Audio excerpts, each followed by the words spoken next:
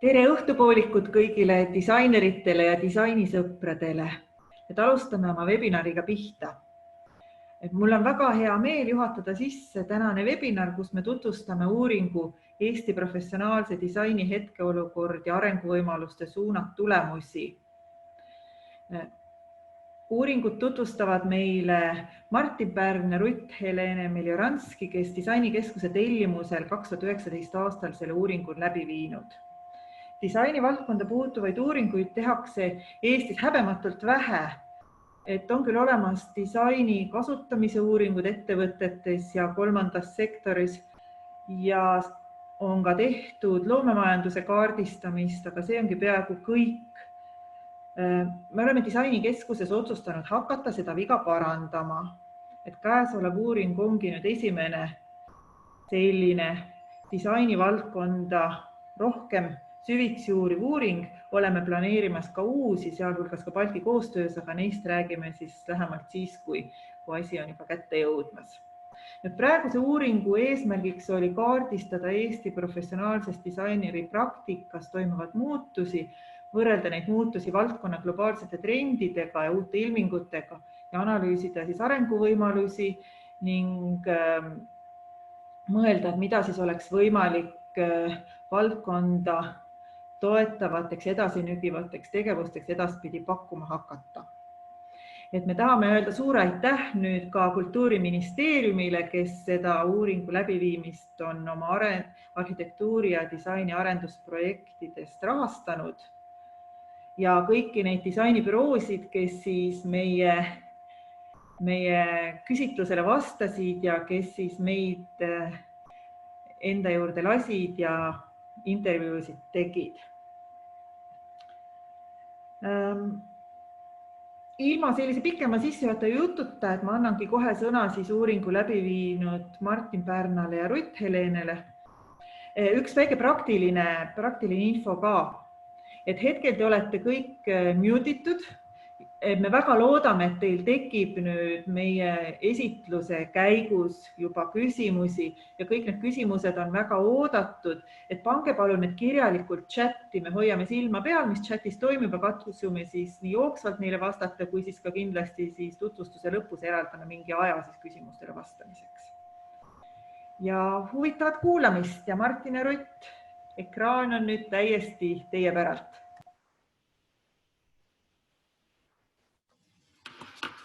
Tere meie poolt ka. Mina olen Ruth-Helene Melioranski. Tere, mina olen Martin Pärn. Ma jäin mõtlema, kas te näete meie ekraani või ei näe? Meil on siin vahetu publik ja siis me oleme, enamik teist on online publik, seetõttu meil on niisugune, kui väga vahetult mingi probleem on, siis me saame kohe tagasisidet, et midagi ei tööta. Aga kuigi selline online elu on meil juba nii mõnigi kuu toimunud, siis teatud ärevus sellest, et kuidas kõik asjad toimivad või ei toimi, on endiselt alles. Nii et palun juba ette vabandust, kui siin miskit ei toimi päris nii, kui ta oleks toimunud siis, kui see üritus oleks toimunud. Nii et te kõik oleksite olnud kohal füüsilises ruumis ja vahetus arutelus. Aga me hakkame vist kohe jooksvalt tutvustama ilma pikemat sissejuhatust pidamata. Ekraanid saab nuppe vahetada.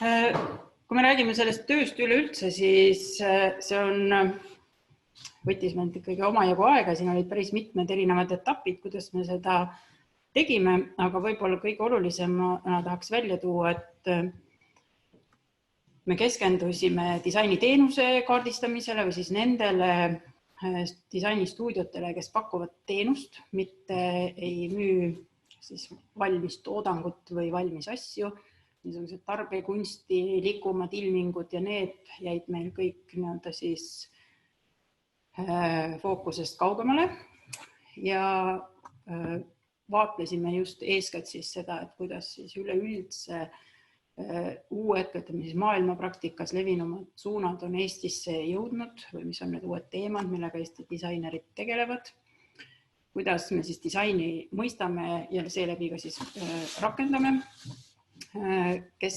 disainer on, just ka selles mõttes, et millega tänane disainer tegeleb või millised need uued praktikad just läbi ameti välja näevad. Ja see läbi ka siis, mis on need oskused ja teadmised, mida disaineril vaja läheb, et neid uusi tegevusi ellu viia. Väga palju on muutunud disaini protsessis, mis selles protsessis on teisenenud või kuidas see protsess ise on muutunud ja mis siis töö tulemusena üle antakse. Ja see metoodiliselt koosnes siis 2 suuremast etapist info kogumine, et esmalt möödunud suvel oli avatud ankeet, mille siis 34 disainerit täitis, kus palusime siis sisestada infot nii-öelda siis vastaja arvates klassikalise või traditsioonilise disainipraktika kohta ja teine näide puudutas siis seda nii-öelda uut, kas siis disaineri jaoks uut või üleüldisemat uut praktikat. Ehk läbi selle ankeedi meile kogunes kokku 68 erinevat disainitöö näidet. Ja nendest näidetest me korjasime välja 5 juhtumit, kellega me tegime süvaintervjuud.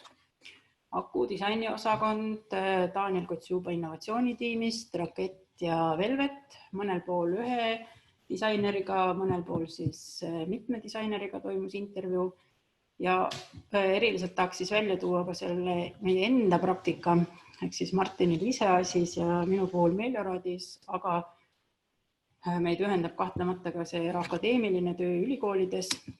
Ehk me ise tajusime iseenda praktikates suuri muutusi ja kindlasti see reflektsioon selle pinnalt tõukub väga suurel määral sellest, mida me ise olime varasemalt juba märganud, et meie enda tegevuses on muutunud ja kuidas siis me nägime, et kas need asjad on muutunud ka teiste jaoks ja kuidas see teistes praktikates, teiste disainerite töödes kajastub või on veel mingeid lisaerisusi.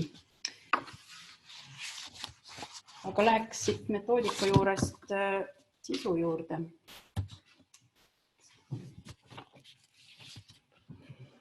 Nii. Meie töös me leidsime või tõime välja 12 teesi, mis siis kirjeldavad meie nägemuses seda, kuidas disain on täna muutunud ja ilmselt tuleb meil siin mitu korda üle korrata, et kogu disain ei ole muutunud, vaid need on need uued aspektid, mida me oleme leidnud ja mis on siis kas tekkinud või siis tegelikult ka mõjutanud seda, et kuidas nii-öelda vana traditsioonilist disaini mõistetakse. Ehk et uuringus käsitletud niinimetatud uutes juhtumites on disaini käsitlus liikunud selgelt objekti kesksest, holistlikumaks, kogu süsteemi käsitlevamaks ja kontekstualiseerituks. Ehk kui traditsiooniline disaini töö keskmes oli märk, asi, ruum, brändi identiteet, mingi objekt ise ja mitte nendega seotumad laiemad süsteemid nagu elustiil või käitumisviis, siis täna on see muutunud. Objekti asemel on fookusesse tõusnud üldisemad eesmärgid, laiem kontekst probleemi ümber ja ka probleemi taga, kliendi muutuste juhtimisega seotud mõjud. Mitmed puhul näikse, et seda objekti, mida disainida, et seda nagu polegi enam. Ja need objektid ei defineeri, need objektid, mida disainerid endiselt disainivad, need samad märgid, esemed, ruumid, brändid. Et need ei defineeri disainerile nende töö olemust. Ja kohati ei olegi niivõrd oluline, mida see objekt teeb. Näiteks Kristi disainitud suunaviidad linnas, vaid millega see projekt Kristi jaoks tegeleb. Ehk mis on siis selle disainiprotsessi laiem eesmärk. Laiem eesmärk tema sõnul on saada inimesed autost välja ja linnas jala kulgema. Rakett näiteks, siinkohal Priit Isokile õnnitlused, kellel täna sünnipäev. näeb disaineri positsiooni tänapäeval võluri või maagina, kes toob muutust ja loob korda, kuid saab seda teha ainult siis, kui see vastaspool ise selleks vajadust näeb. Ja huvitava mõtte on välja öelnud Velvet, kes nimetab oma tegutsemist nihkedisainiks, kus nad alustuseks üritavad selle nihke ära teha ja sellele järgneb traditsiooniline disain. Ja selle võime öelda, et disain on muutunud ainetuks ehk materjalivabaks ja keskendub selles kontekstis mitte niivõrd objektile, kuid muutuste algatamisele, muutuste võimaluste nägemisele ja nende juhtimisele.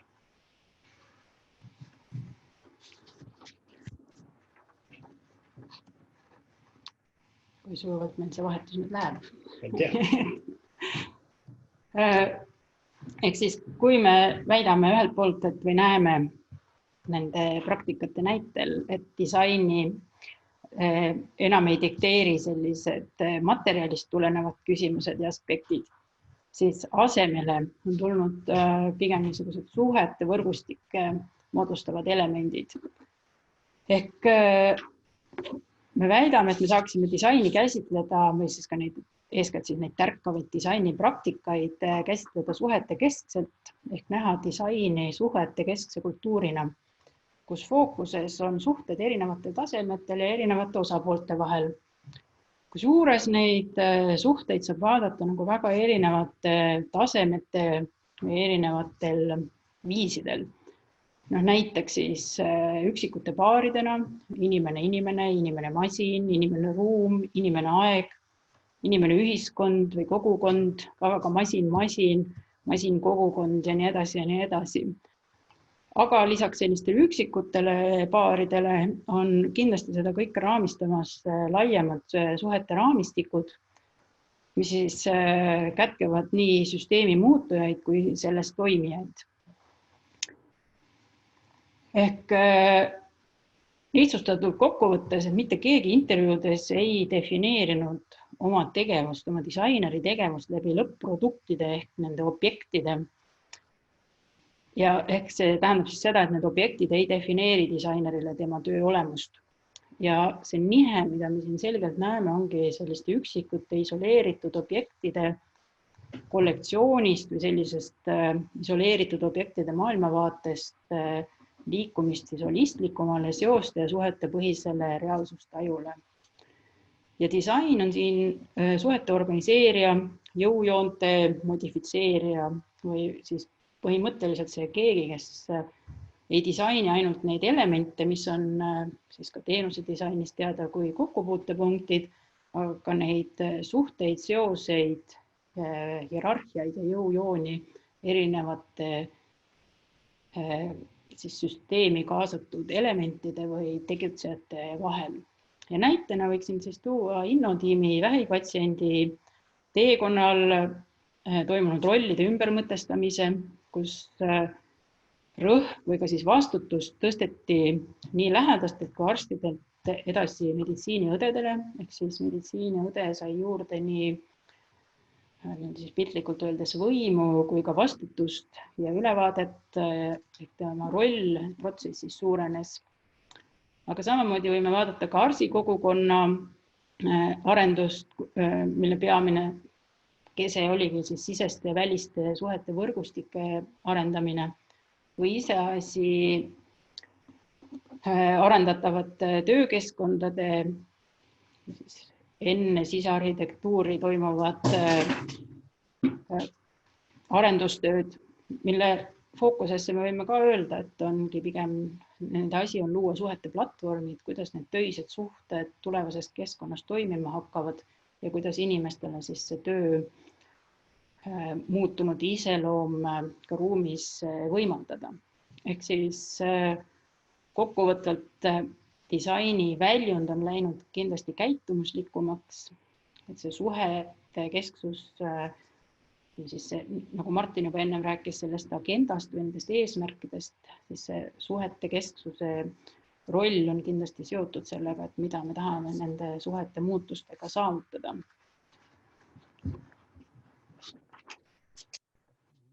Sujuvalt läheb see 2+2 formaadis.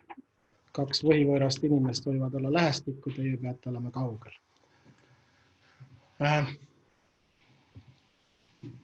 Nüüd on see valele poole nihkus. Slides. Ja. Et sellise üldise muutuse tulemusel, et sellest disainiprotsessi vaadates, siis kõige suurem muutus on disaini uurimuslikuks muutumine. Et kui varem võis Eesti disaini kirjeldada vägagi praktikakeskse lähenemisena, siis täna on see väga selgelt hakanud muutuma ja tänu sellele uurimuslikkusele on disainiprotsessi algus nihkunud oluliselt ettepoole kui see, kus ta ennem oli. Ja kuna ta on liikunud ettepoole, siis millega me teda täidame? Me täidamegi teda uurimusega, mis on tekitanud olukorra, kus stuudiod on hakanud käituma sarnaselt akadeemiaga, kui ennem me pidasime nii-öelda akadeemia rolliks uurimust üleval pidada ja siis oli praktiline maailm, kes seda disaini tegi. Sest need seosed need pooled on ühildunud ja võib-olla mõnes kontekstis, isegi Eesti kontekstis, nii-öelda turg teeb seda jõuliselt.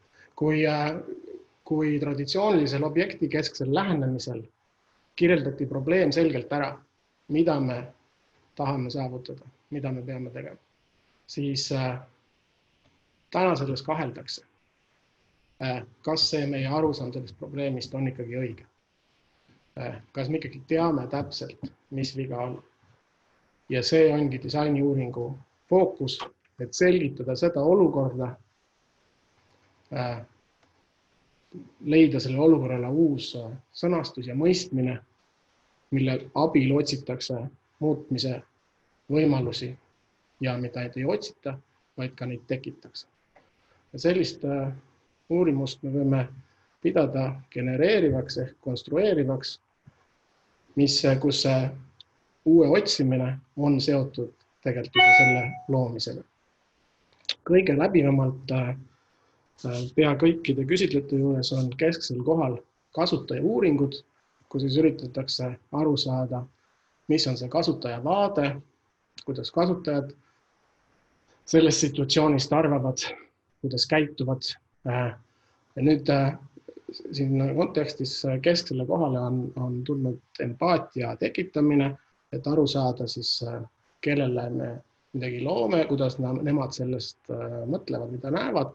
Kuid see empaatia loomine ei ole oluline ainult disainimeeskonnale, vaid isegi suurema tähtsusega on see, et see empaatia tuleb viia selle tellija organisatsiooni sisse, et süsteemselt mõista, mis on see probleemi püstitus, mis võiksid olla need eesmärgid ja sealt luua tegevusplaan.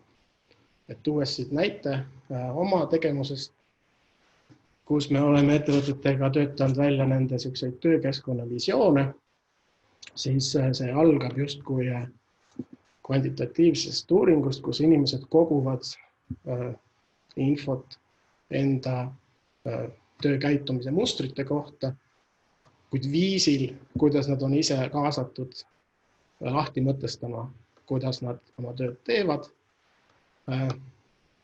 millised on nende tegelikud vajadused, millised need võiksid olla. Sinna otsa tulevad töötoad, kus siis tänaseid olukordi ja selle kitsaskohti sealt otsitakse, mis oleksid viisid nende nii-öelda lahendamiseks. Ja disaineri roll on siis kogu see asi kokku panna, seda kureerida ja juhtida ja illustreerida. Sellised uurimuslikud disainiprojektid hakkavad tihti täna mitte probleemi kirjeldusest, vaid pigem väljakutse kirjeldusest. Ja need on kujunud iseseisvaks žanriks ehk protsessideks, mille eesmärk ongi järgnevale disainiprotsessile traditsioonilise disainiprotsessile sisend anda ja see sisend ei ole mitte tehniline lähteülesanne, vaid pigem ideoloogilised ja käitumuslikud suunised, pehmed väärtused ja uus probleemi sõnastus ja raamistus, mille peale siis saab lahendusi luua. Näiteks Tartu viidasüsteemi loomise ette loodi kontseptsioon sellest, kuidas inimesed ennast linnas tajuvad, kuidas nad võiksid ja peaksid seal kulgema.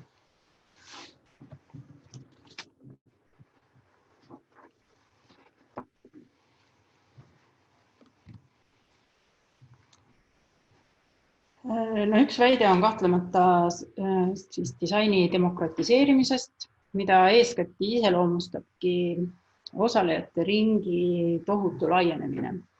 Ja nendest intervjuudest või ka laiemalt ankeedist täidetud juhtumite põhjal näeme, et päris tavapäraseks on saanud erinevate erialade ekspertide kaasamine, eeskätt loomulikult külgnevatelt erialadelt, nagu antropoloogiast, inseneeriast, siis projekti iseloomust, turundusest loomulikult, aga ka siis neid, kes on olemasolevast disainist mõjutatud, kui oma kogemuse põhjal kaasa rääkivad eksperdid või siis ka hilisema loodava disainiga koos toimijad, ehk siis sellisele argi tasandile. Mis nihe disainerile tähendab, on siis põhimõtteliselt järeldus, et me ei ole enam ainukesed, kes disainivad selles protsessis, vaid disainimise oskus on kandunud üle väga paljudesse teistesse valdkondadesse ja samuti argitasandile igaühe baasoskuseks.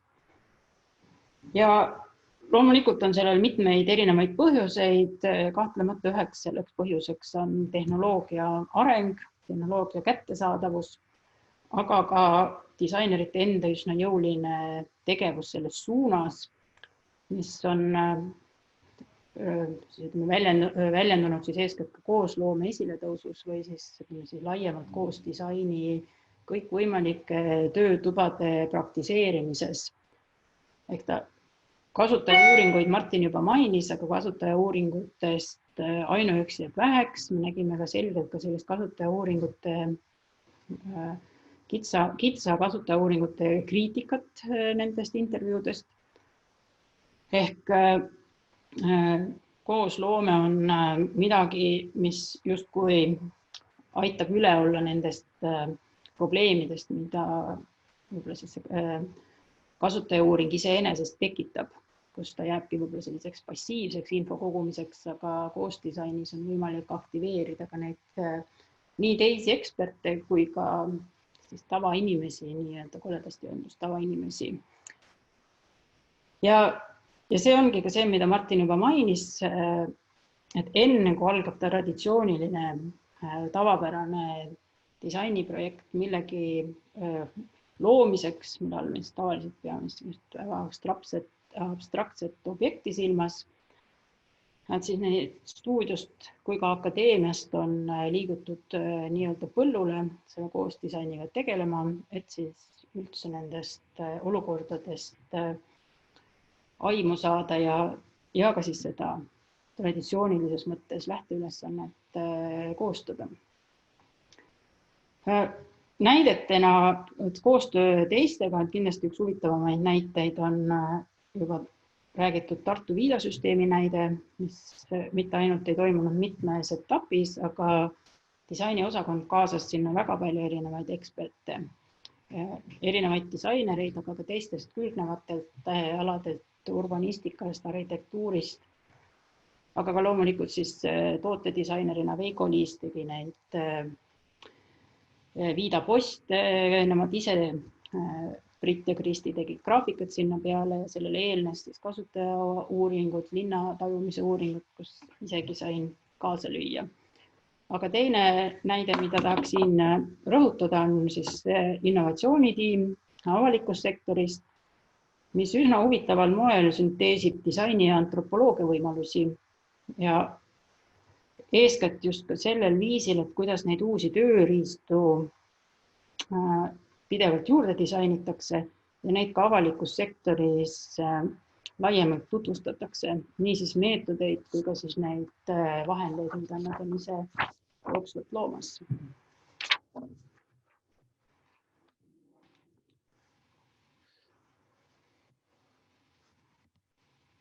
Ja, positiivne uudis. Disain on tõusnud väärtusahelas. Hoppa.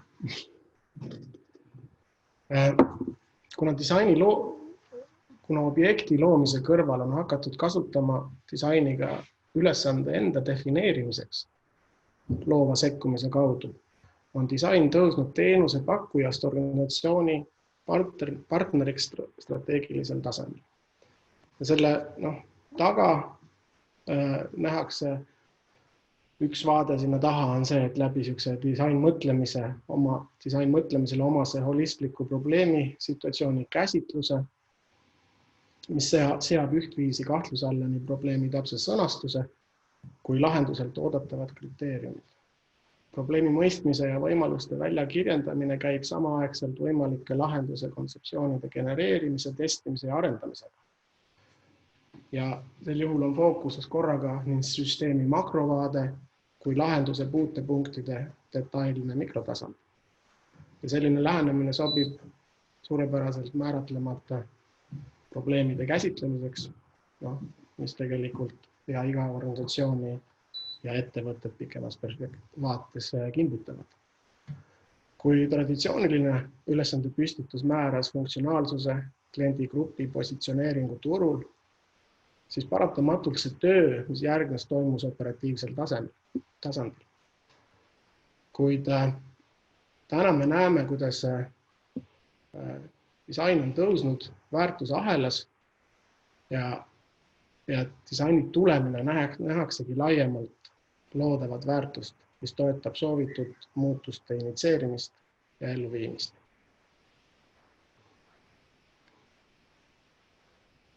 Ja määratleb seda, et mis siis oleks kasutajatele see hüve ja mitte ainult kasutajale, vaid kõikidele seotud osapooltele ja kuidas sinna jõuda. See saab toimuda vaid olukorras, kus disain on kaasatud strateegiliste otsuste tegemisse nii tellija organisatsiooni sisemiste kui välimiste praktikate puhul, võttes samaaegselt arvesse nii väärtust kasutajatele, kestlikkust organisatsioonile kui lahenduste teostatavust. Täna on niinimetatud strateegiline disain teenusena pea kõikide disaini stuudiote teenuse portfellis.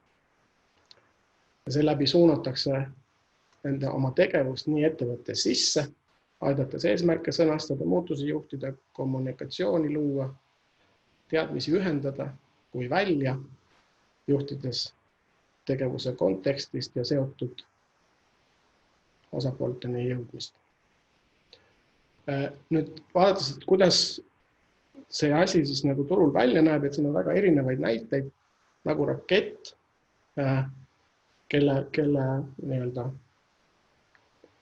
kes ütlevad, et või müüvad graafilist disaini, seda, kuidas nad seda teevad, aga läbi 12 inimarhetüübi kasutamise nad seovad kogu oma tegevuse ettevõtte strateegilise tasandiga, sidudes oma töö, milleks lõppkokkuvõttes võivad olla tooteseeria pakendi kujundused, enda töö kogu organisatsiooni identiteedi tegevuse mõtestamisega, luues nii tööriistad enda töö tegemiseks, kui pakkudes ettevõttele organisatsioonile tegelikult välja visiooni, kuidas pikemas perspektiivis oma tegemisi juhtida ja üles ehitada. Velvet nimetab oma tööd totaalseks kõikehõlmavaks disainiks, sisaldab erinevaid disainiteenuseid, aga selle idee on muutuse tekitamises. Janno sõnul see, mida me müüme, on muutus kokkulepitud suunas. Aku tõi välja teesi, et küsimus ei ole niivõrd ühes märgis või süsteemis, mida nad loovad, vaid selles, kuidas see organisatsioonis tööle panna suudaks.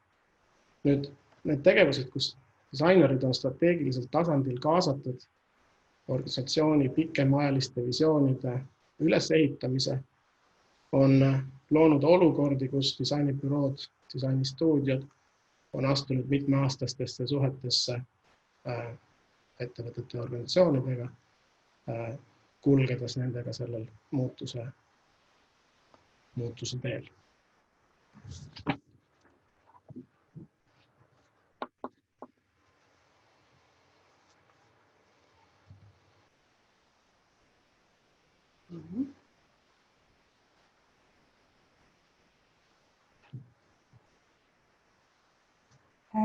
Lisaks siis loomulikult, kui disain on ise sisuliselt muutunud, siis ta on kaasa toonud ka disainiprotsessi olemuse avardumise ja teisenemise. Et ühelt poolt on algus hägustunud ja liikunud varasemaks, nii-öelda siis traditsioonilise disainiprotsessi ette ning teisalt on muutused ka selgelt lõpus ehk tihtilugu see disainiprojekt ei lõppegi enam konkreetse objekti loomisega, võib jääda täiesti määratlemata või ka siis oludega kohandatavaks. Hägusast algusest ehk siis eeluuringust oleme siin juba ka üksjagu rääkinud, aga kahtlemata on selle keskne funktsioon siis väga suur hägusus ühelt poolt nii-öelda läbi uurida, aga teiselt poolt ka siis ära defineerida, mida üldse on mõistlik teha ja kuhu suunas jooksma hakata. Avatud lõpp aga määrab suunised siis nende muutuste elluviimiseks, pakkudes teatud mõttes niisugust pikaajalist võimaluste platvormi, mitte üht valmis lahendust. Ja eeskätt tahakski esile tuua just selle protsessi ise, millel on siis nii-öelda iseväärtus, mis on ise muutunud agentseks just seeläbi, et selle protsessi käigus luuakse seda muutust, mitte selle üleantava projekti tulemina. Ehk siis väga tihti enam ei anta üle neid jooniseid ega prototüüpe. Me juba aeglaselt räägime, peame natuke tempot hakkama tõstma. Nii, räägime kiiremini. Jah.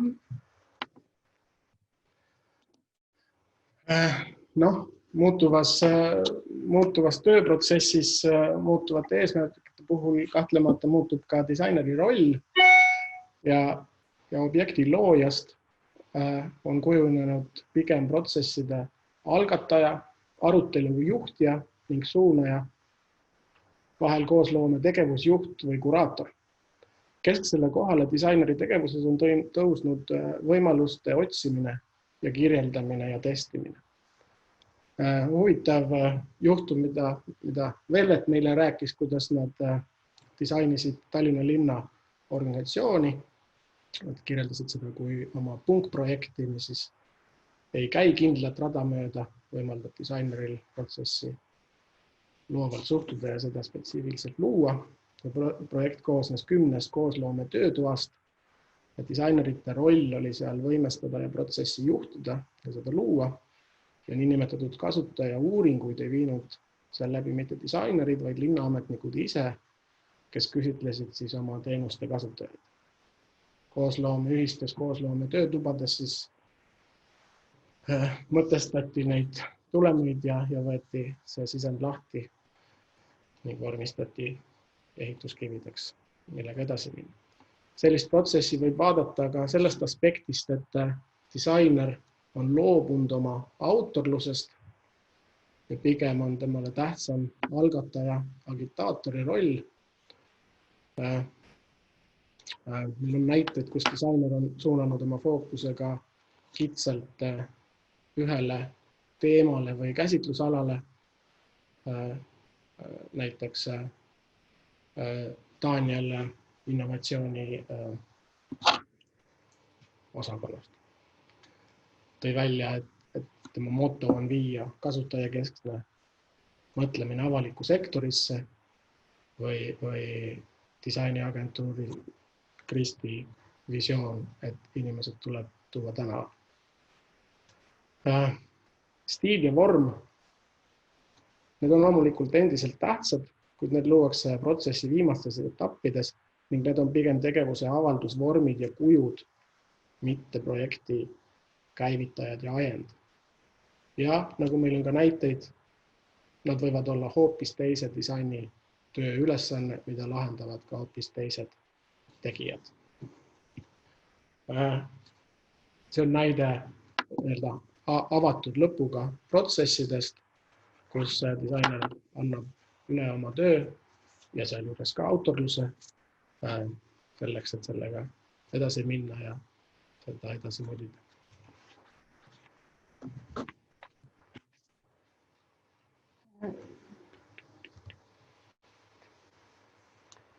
Seoses disaini demokratiseerimise või ka kõikide nende disainijate erineval tasandil lisandumisega me peame paraku tõdema, et vajadus professionaalse disaineri järele on aina kasvav, sest see protsess ei anna otseselt siis tegutsemise litsentsi kellelegi või ega see sissejuhatus disainimeetoditesse ei tee kellestki professionaalset disainerit.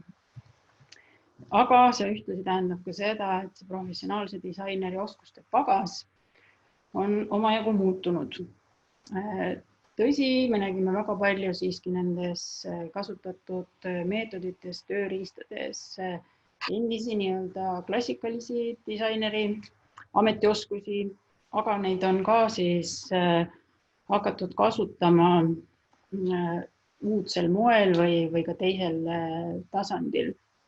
Et ühe väga selge näitena tahaksin kogu sellest visuaalsusest rääkida, et kõik me teame, et käeline visuaalne oskus on oluline osa, mida disainiharidus on alati arendanud, aga sellele on siis lisandunud visuaalne mõtlemine, selle kombineerimine loovate ja analüütiliste mõtlemisviisidega, aga ka selle visuaalsuse laiem käsitlus, näiteks kui me räägime uuringute tegemisest, et mis on siis disainis tehtava uuringu eripärad, siis siin on kindlasti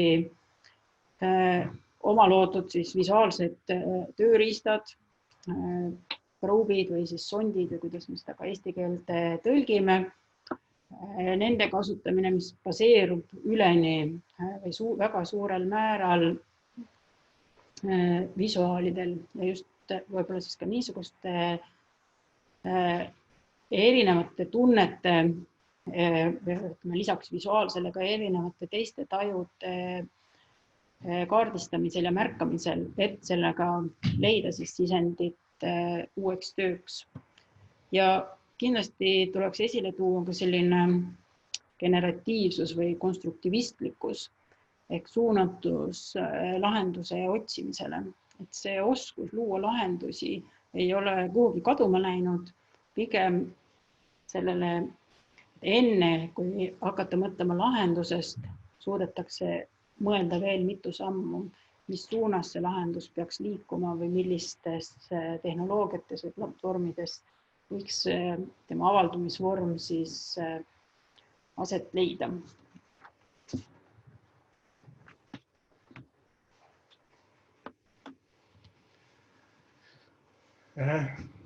Kõige taustal on näha ka mõtlemise muutus disainitöös. Professionaalse disaineri kompetents põhineb täna terviklikul lähenemisel probleemsituatsioonile, kus ühtviisi on kirjeldamata nii probleemi täpne olemus kui lahenduselt oodatavad kriteeriumid, sealjuures ka uue tähenduse loomise võimalused. Disainerid kasutavad abduktiivset loogikat, mille puhul avastuslikus kontekstis püstitatakse uus hüpotees, mis omakorda põimib probleemsituatsiooni mõistmise uue kontseptsiooni loomise protsessiga üheks tervikuks. Disaineri oskus luua reaalseid lahendusi on rakendatud probleemi mõistmise teenistusse ja need mõlemad, mõistmine ja loomine, on samaaegselt fookuses ja nende genereerimisel mõjutavad teineteist. Siin me võime näha siin teatud erinevust näiteks konsultandi tööga, kes annab küll hinnangud ja suuna, kuid ta ei lähe sinna kättpidi sisse koos looma, mida disainerid täna teevad. Loovus ja uudsus on siin endiselt tähtsad, kuid neid ei hinnata mitte niivõrd objekti lõpptulemuse, kui selle kujunemise protsessi ülesehituse ja kaugemale ulatuva mõju järgi. Väärtusena nähakse seda, mis maha jääb, mõttemaailma muutust organisatsiooni sees ja kellele see suunatud on.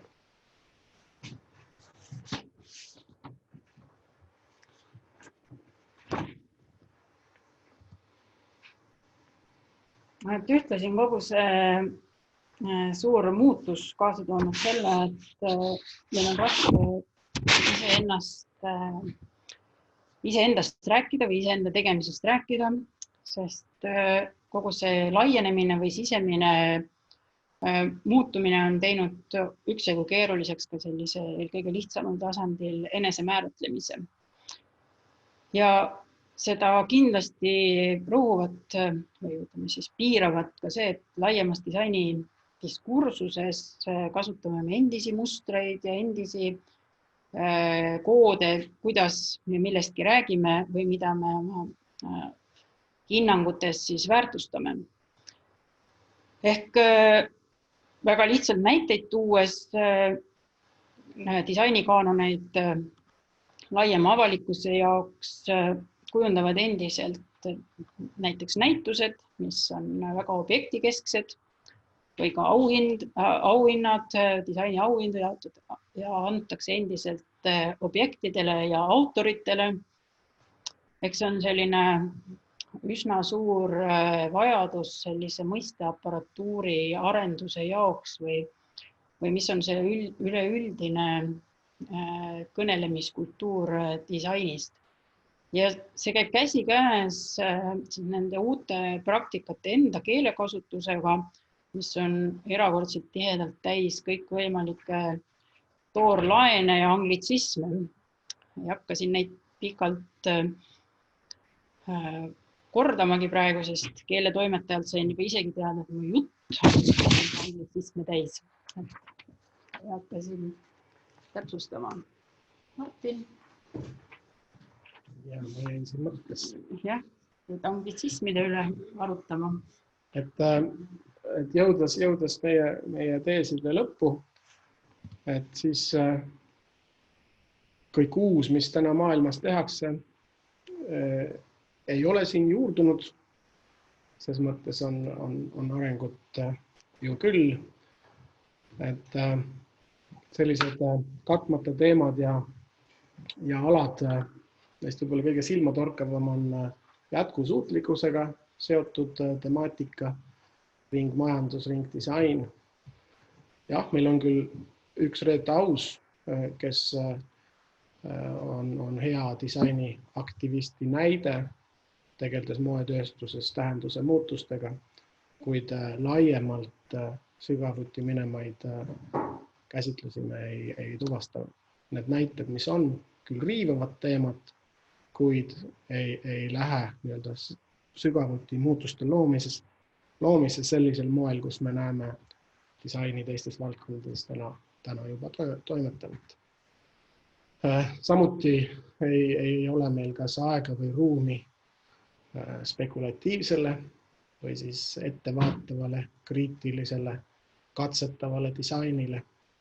Siit võib muidugi tulla küsimus, et kelle huvides seda tehakse. Me mõtlesin niivõrd kunstilist sekkumist, kui miks mitte seda, vaid ka töid, kus tellijaks võib olla ükskõik mis suured organisatsioonid, mis sõltuvad komplekssetest süsteemidest ja mille muutmise taga seisab maailmapildi nügimise ja mõjutamise võimalused. Nii. Üks näide meil siiski oli Aku initsiatiivist luua kataloog, mitte seda ise disainides, vaid üritades hallitust panna tööd enda eest ära tegema. Aga kindlasti neid näiteid on veel, võib-olla lihtsalt selles konkreetses intervjueeritavate valikus sattus neid selles mõttes vähem. Ja kui nüüd viimaks rääkida ka veel turumõjust, siis selge on see, et me tegelikult selle uuringu käigus otseselt turumõjusid ei uurinud, kuigi me pigem vaatasime seda, et kas nendel disainitöödel endal on mõju siis seotud osapooltele, kasutajatele, tellijatele, aga teatud mõttes ikkagi joonistus välja see, et kõik need juhtumid on tellitud tööd ehk neid on keegi pidanud vajalikuks rahastada. Nende elluviimist on keegi oluliseks pidanud, aga see tulem näitab ka pigem seda, et kui me räägime disainiteenustest, siis need arenevad peamiselt ikkagi vastavalt siis nendele tellimustele. Ja üldiselt niisugused avastuslikke, eksperimentaalsemaid käsitlusi, nende mõju turule on pigem aeglane ja vaevaline. Aga see on kindlasti ka laiema diskussiooni koht, et kuidas siis ka selliseid uuenduslikke praktikaid enam toetada või neid enam esile kutsuda. Ja üks kindlasti see ei olnud meie eesmärk hakata avalikku sektorit kiitma, aga paraku siin tuleb välja tuua, et väga suur osa nendest uuenduslikest või teistmoodi eksperimenteerivatest projektidest on siis initsieeritud avaliku sektori poolt. Ehk erasektor on selles osas olnud kindlasti märksa tagasihoidlikum koostööpartner.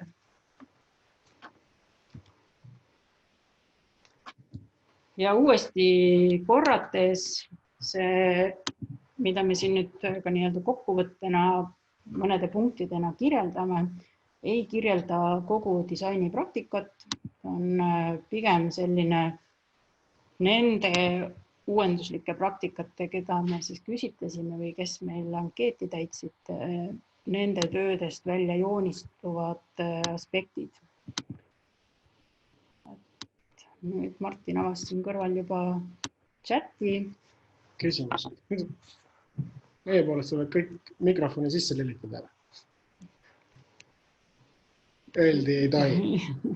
Aga ma arvan, et kui me kõigepealt loeme ette need küsimused, mis on siin juba kirjalikult esitatud, aga edasi me liigume sinna suunas, et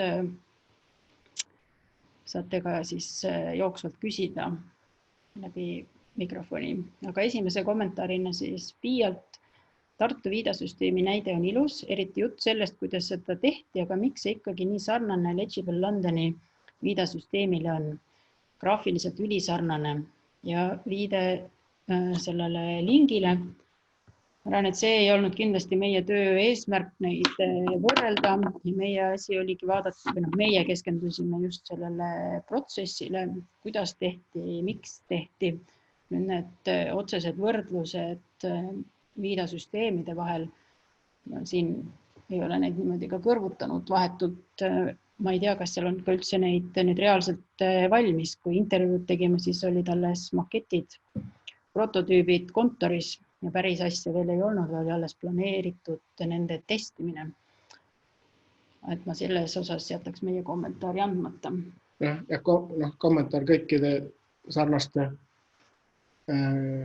küsimuste koha pealt, et meie töö fookuses oli disainiprotsess, kuidas disainid tehakse ja me ei anna selles töös ühtegi hinnangut ühelegi konkreetsele disaini tulemusele. See viidasüsteemi loomine või sellele, kuidas seda lähteülesande kontseptsiooni tehti, kuidas seda uurimuslikku poolt tehti, et see oli uudne ja arenev lähenemine Eestis. Aga siis on Indrekult EKA graafilise disaini osakonna juhilt küsimus, et ütlesite, et disainistuudiod käituvad üha rohkem nagu akadeemia uuringud ja muud sellised tegevused, millisena näete akadeemia rolli sellisel juhul tulevikus? Kuna me oleme ise mõlemal pool tegevad, siis võib-olla on see erisuse toomine siin isegi pisut lihtsam, kui mida me kindlasti ei näinud intervjuudest, oli ka selline laiem eriala mõtestamine, laiem ka nende, üle on võetud just sellist info kogumine kui uuring, et uut sisendit saada ja erinevaid viise katsetataksegi just selles osas, kuidas saada teist laadi sisendit enda disainiprotsessi sisse. Kuid see, mida me siin ka lõpus välja tõime, et mida see tegevus tähendab, kuidas sellest tegevusest rääkida, milline on see mõistete pakett, mis sellega juures peaks käima.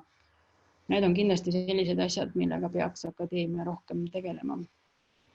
Et siin on vaade ka sellest, et mida see nii-öelda akadeemiast välises maailmas toimub, et mida see akadeemiasse sisse toob ja kõik see näiteks disainiaktivism, disainiprotsessi initseerija roll, et see võiks ja peaks leidma ka mingisuguse koha akadeemia ja hariduse käsitluses. Meil tegelikult oli Indreku enda case üleval, kuna paraku uuringus osalemine oli vabatahtlik disainibüroodele ja paraku sai osalenud ja kui me jõudsime tulemusteni, siis me oleks tegelikult tahtnud, et sinu isiklik disainipraktika ja selle aktivisti näol oleks tegelikult seda pilti rikastanud. Maarja, kes siis on tootedisaini ja digitootedisaini osakonna juhataja Kunstiakadeemias on meil küsinud, et ütlesid, et disain on muutunud ainetuks. Mis roll on siis materjalist töötavatel disaineritel, mis sellele kaugem mõju meie materiaalsele keskkonnale?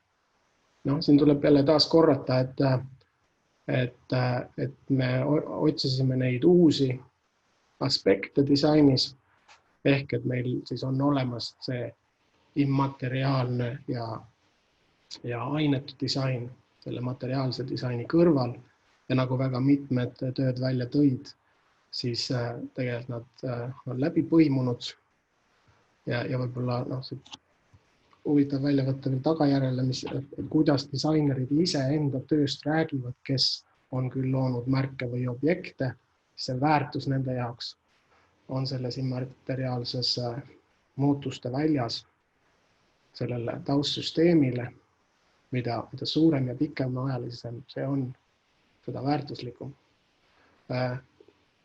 Teisipidi kogu see disaineri traditsioonilise disaini töö kvaliteet on endiselt ülimalt vajalik ja tegelikult see on üks oht, mis siis läbi see disaini demokratiliseerumise meid ohustab, sealjuures näiteks sedasama disainmõtlemise pinnapealne käsitlus, et kõik võivad disainida, kõik võivad nüüd protsesse teha ja kui me ütleme, et ja selles muutuses sõnastuses justkui ongi kõik ja kasutaja nii nimetatud pinnapealses kasutajakeskses lähenemises, siis tegelikult see kvaliteet ikkagi luuakse siis, kui see materiaalne maailm, mis selle muutuse taustal luuakse, on ka kvaliteet. Ehk see vana, hea traditsioonilised disaineri oskused on endiselt vajalikud ja nad on selles mõttes veel rohkem vajalikud, et nad peavad seda uut lähenemist rikastama ja täitma. Lisaks siia kindlasti juurde selle poole ka, et ega ka need praktikad on muutunud, kui me räägime materjalist töötavatest disaineritest, et kuigi jah, need vormi ja stiili küsimused on endiselt laual, siis esimene küsimus on ikkagi, mida see materjalis väljendatud eseobjekt, mida ta meil teha võimaldab, miks me seda objekti üldse loome ja kui sa küsid, milline on selle kaugem mõju kogu materiaalsele keskkonnale, siis julgeks uskuda, et mida rohkem me küsime, et kas seda uut asja on üldse vaja, siis see vähendaks kindlasti seda üleüldist jalajälge keskkonnale. Vahel on neid toole juba piisavalt palju. Kui on uut vaja, siis teil peaks olema kindlasti see uudne väärtus, mitte ainult ühe ettevõtte müüginumbritele, vaid ka laiemalt ühiskonnale. Tiia küsib me käest, et te räägite uuest disainist, kas uuringust tuli välja, kui palju on meil proportsionaalselt uusi disainipraktikaid ja kui palju traditsioonilisi? Kas kohtasite ka selliseid praktikaid, mida võiks kutsuda disaini muutja konkursile? Ma arvan, et Eestis on väga palju neid, keda me võiksime ka kohalikul tasandil pidada disaini muutjateks. Ma pean tõdema, ma ei ole ise selle konkursi asjade ja oludega nii täpselt kursis, et no ma kirjutasin kõik on ma natuke olen lugenud seda, et ma arvan, et kõik need süvitsi minevad intervjuud võiksid disaini muutja konkursil osaleda. Aga kui palju on proportsionaalselt uusi ja kui palju traditsioonilised, tegelikult, mis haakub ka järgmise küsimusega, et kas oskate kommenteerida, et kuidas on Eestis arenenud teenuste disain. Et siis selle uuringu eesmärk ei olnud saada nüüd nagu kogu sektorist täpne ülevaade, et uuringus osalemine oli disainibüroodele vabatahtlik, meile küll käidi disainikeskuse nii-öelda tugeval toel pinda neid ankeete täita ja 36 disainerid seda tegid, et see praegu seda uuringut piirab. Teenuste disaini koha pealt jah, me ka rääkisime, et vaadates neid, kes siis vastasid, et võib öelda, et enamus need disainibürood või disainerid on pärit niinimetatud traditsioonilisest disaini haridusest. Ja tegelikult täna õpetatakse disaini Eestis nagu palju laiemalt ja võib-olla see laiemalt disaini ja disaini äärealasid omandavad praktikad siin uuringus ei kajastu. Samas teenuse disaini kohta siis ütles vist Velvet, et kõik disain on teenuse disain. Et me saame rääkida objektidest, süsteemidest, organisatsioonidest, kõikide samas võtmes, kuidas teenuse disain seda käsitleb ja lahendades neid objekte endid seal juures. Võib-olla siin seda võiks küll lisaks kommenteerida, et teenuste disain on väga laialdaselt levinud. Võtme neid ka ankeedis vastustena tuli seda väga palju näiteks ja tuli ka näiteks just see, et kuidas graafilised või tootedisainerid on edasi liikunud, ehk siis nende väga paljude nii-öelda uuenduslikud projektid olidki nende endi jaoks uuele väljale liikumine. Graafilisest disainist teenuste disaini. Eks see, et kuidas ka traditsioonilisest vallast rohkem selliseks immateriaalseks on liigutud. Teine teema, mis selle teenuse disainiga kahtlemata avaneb, on, et kui me siin juba rääkisime teiste erialadega koostööst või et kuidas teised eksperdid on hakanud disainima, siis see ei olnud meil uuringu fookuses, aga laiemalt kindlasti selgelt nähtav, kuidas kui me disaineritena räägime teenuste juurde liikumisest, kes siis graafilisest, kes tootedisainist, siis väga paljud need, kes on ennem olnud teenuste spetsialistid, on nüüd liikunud teenuste disaini. Ehk nad mõistavad neid teenuste protsesse, kuid siis on siis midagi juurde õppinud disainist. Ja ennetades Piia küsimust, siis kindlasti ei anna me siin hinnangut, kes kui hästi või halvasti siin praegu midagi teeb. Nende intervjuude põhjal ja nende case analüüsides kindlasti joonistus välja see, et need traditsioonilised disaineri oskused, ametialased oskused on endiselt väga hinnas, lihtsalt teisel viisil, teistmoodi. Ja ma ei ole kindel, kas need on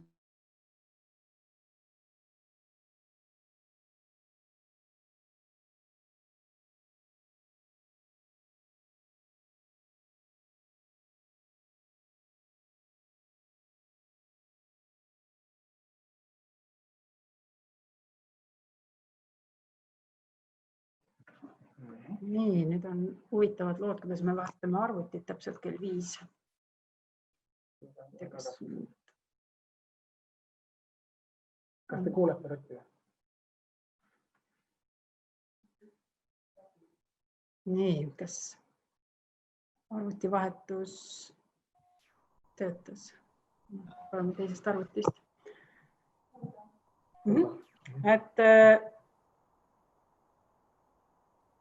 Et ma ei ole kindel, kas nendest teistest erialadest disaini üle tulnud on õppinud või on siis valdavad ka siis neid loovaid ja visualiseerivaid ja abduktiivset mõtlemist. Või siis vastupidi, kuivõrd disainerid on pidanud juurde õppima, et vallata siis neid teisi valdkondi, et mõista organisatsioone, süsteeme. Et see on kindlasti kahepoolne areng on olnud oluline. Nii, aga kus on nüüd chati küsimused, kas mul said kõik vastatud? Äkki tahab keegi lihtsalt juurde küsida vahepeal, kuni chati küsimused kadusid meil nüüd ära.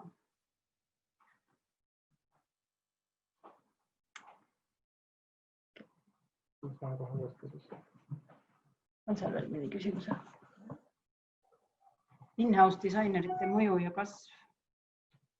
Seda me otseselt ei uurinud, in-house disaineritele küsimusi ei saadetud. Aga võib-olla siin kontekstis eelmise teema jätkuks võib rääkida sellise tähelepaneku, et kui me ennem rääkisime, et disaini on aktsepteeritud palju strateegilisemale tasemel partnerina, siis kui vaadata nüüd, kuidas see muutus on sektori sees juhtunud, siis traditsiooniline graafiline disain, kommunikatsioonidisain on olnud siin nagu palju edukam kui näiteks tootedisain. Ja ilmselt see põhjus on selles, et luues märki, identiteeti on see diskussioon automaatselt lihtsamini seal strateegilisel tasandil ja loob selle usalduse, kust on hea liikuda nii-öelda teenuse disaini võtteid näiteks kasutades laiemalt edasi. Samas kui tootedisaini puhul see tendents, et me anname, et kuskilt tuleb konkreetne lähteülesanne midagi luua, see on ikkagi üsna palju see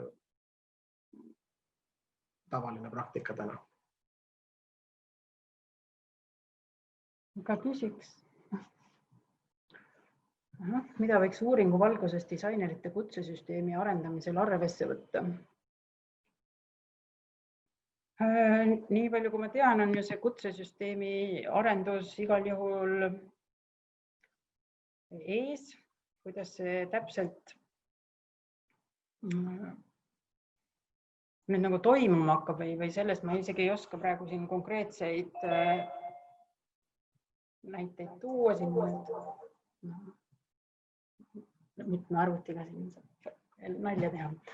Aga võib-olla ühelt poolt kindlasti, kuna varasemalt see kutsesüsteem on ainult 4. ja 5. tasemele, siis ülespoole tasemed need, kus me räägime vähegi disaini mõtestamisest või ka sellest uuringulisusest, et need on täna juba kutsesüsteemis kirjeldamata ja need ses mõttes võiksid kajastust seal leida ja arvesse võtmist saada.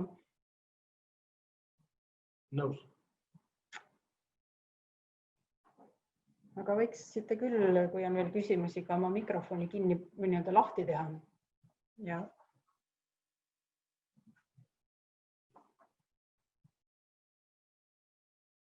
võtad seda siia.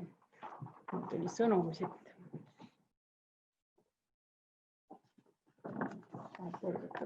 Ma loen ette. Põhimõtteliselt disainikeskus palub teil kindlasti osaleda Eesti disainiauhinnad 2020 konkursil. Tähtaeg on kohe-kohe ja kindlasti tundsite ennastki nüüd ära suurt muutjat, millest juba räägiti, et kuidas see muutus on siis teie praktikas aset leidnud, et see oleks kindlasti huvitav ka edasi vaadata, ja võib-olla see on üks oluline aspekt siia juurde, et selle uuringuga me tegelikult avasime väga palju uusi küsimusi, mida peaks veel edasi uurima või mida me nende intervjuude või nende ankeetküsitluste pealt veel teada ei saanud. Meelis küsib, mis selle uuringu mõte on, et jah, et ärge kindlasti hinnake seda tänast esitlust kui disaini auhindade ebaõnnestunud reklaami. Et uuringu mõte oleks ikkagi teada saada, et kuhu see valdkond on liikunud, kuidas sellele peaks reageerima akadeemia, kuidas sellele võiks reageerida disainerkond, kuidas sellele võiks reageerida institutsioonid nagu disainikeskus. Et siit tuli tegelikult välja väga positiivseid asju, näiteks strateegiline tasemele tõus, aga see ei tähenda, et see on nüüd nagu see mainstream Eesti disainiturul, aga see on täiesti selgelt nähtav ja olemasolev tendents ja selle sõnumi nagu laiendasem levik ja tõestusmaterjal võiks aidata kogu disaini valdkonda arendada. Kas see vastas Meelis?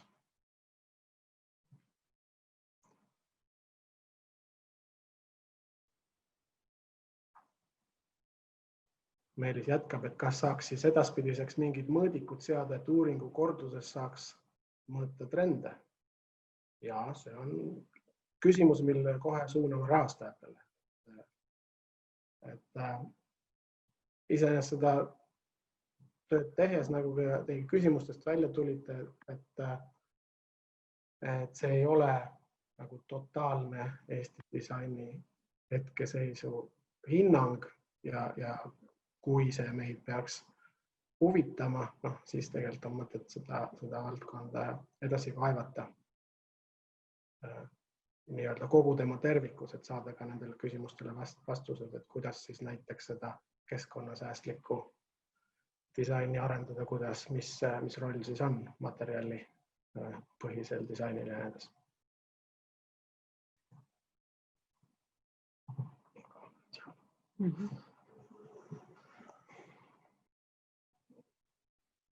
Aga kindlasti me peaksime, siin on üks küsimus veel, kes selle uuringu sihtgrupp oli, et kes seda lugema peaks, on sisuliselt tehtud Kultuuriministeeriumi tellimusel või disainikeskuse tellimusel, Kultuuriministeeriumi rahastusel, ehk eeskätt ongi ta mõeldud laiema institutsionaalse raamistiku seadmiseks, et mis väljal toimub, mismoodi peaks välja toetama, kuidas peaks disaineri neid muutusi, mida peaks toetama või võib-olla mingeid muutusi on hoopiski paslik pärssida, et saada ülevaadet. Et on eeskätt ikkagi selleks, et mingist hetkeolukorrast aimu saada. Ja kuna neid uuringuid seda laadi varem ei ole üldse tehtud, siis mida siin öelda, kindlasti saab alati paremini teha, alati põhjalikumalt teha, rohkem teha, aga et on oma olemuses juba ainuüksi selle uuringu enda formaat on selles mõttes eksperimenteeriv.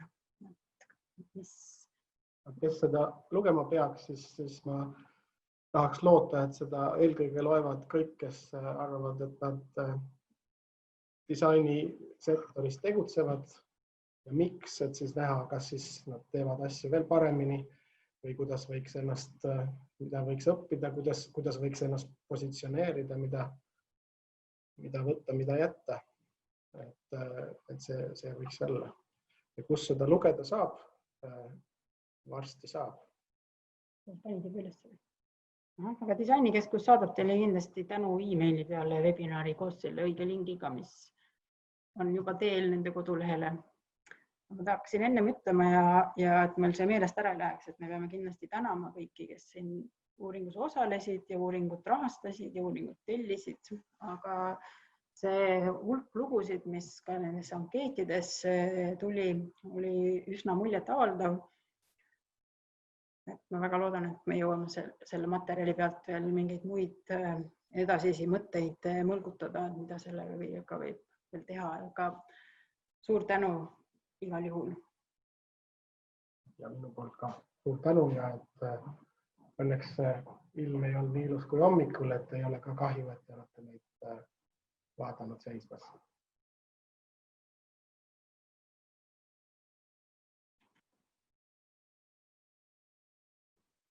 Piia ilmus ekraanile, kas sa tahad öelda omalt poolt head aega kõigile?